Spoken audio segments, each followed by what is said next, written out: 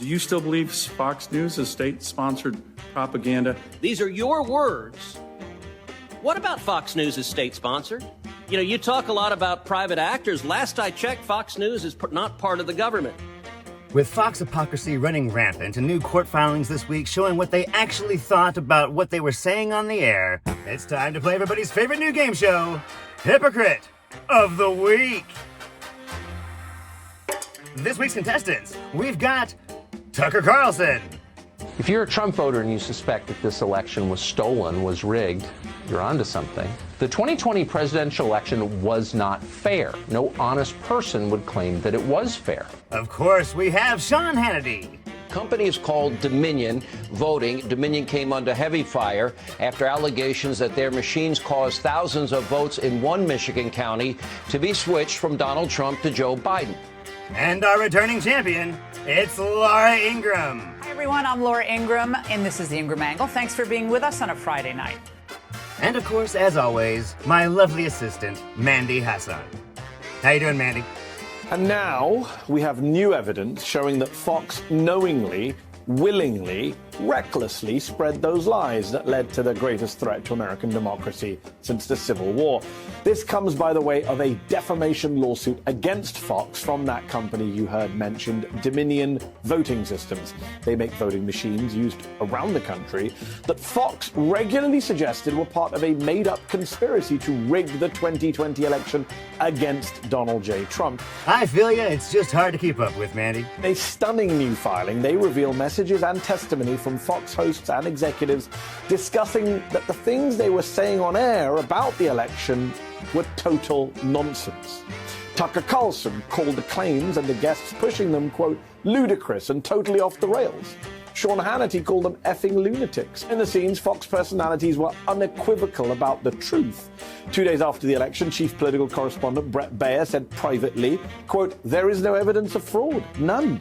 The following week, Tucker Carlson wrote in a private message that Donald Trump needed to concede the election, and he agreed that there wasn't enough fraud to change the outcome. We now know what they really thought about the people they were having on their show and what they really thought about Trump's big lie. It's time to play Hypocrite of the Week. Tucker Carlson, let's get it started.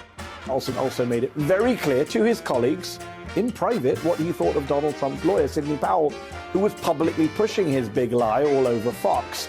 He told fellow host Laura Ingraham, quote, Sidney Powell is lying, by the way. I caught her. It's insane.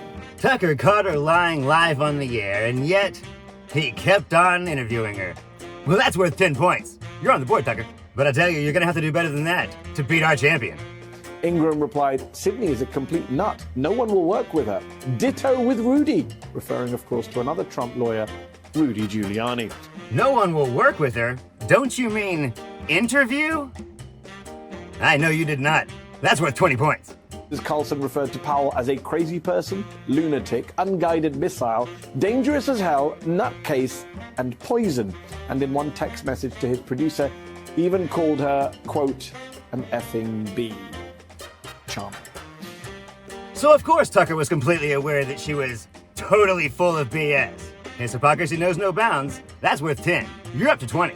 Sean Hannity also said that he knew Sidney Powell was spewing lies. Quote, that whole narrative that Sidney was pushing, I did not believe it for 1 second. Of course he did not. That's worth 10, Sean. You're on the board. But I'll tell you what, Sean, just for being one of the largest trailer park slumlords in America, we're going to give you another 20 points. You're up to 30. Look it up, people. Google Sean Hannity, trailer parks. It's disgusting. Way to go, Sean.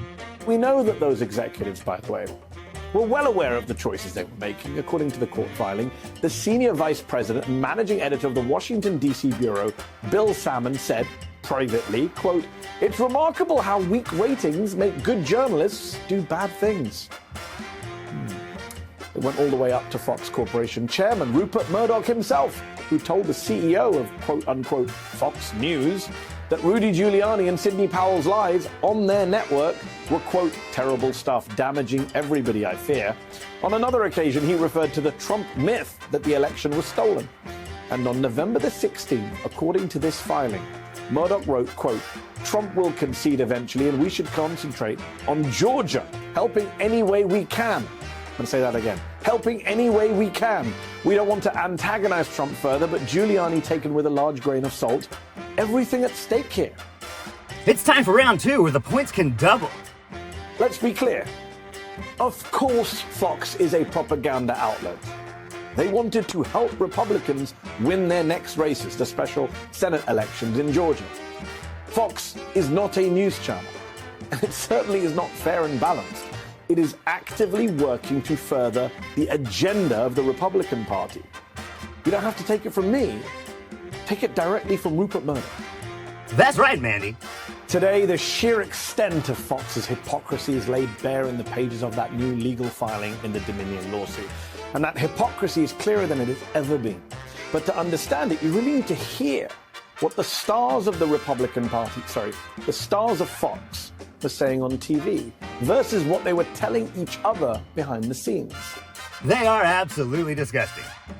We have demonstrable statistical and mathematical and computer evidence of hundreds of thousands of votes being injected into the computer systems repeatedly that simply don't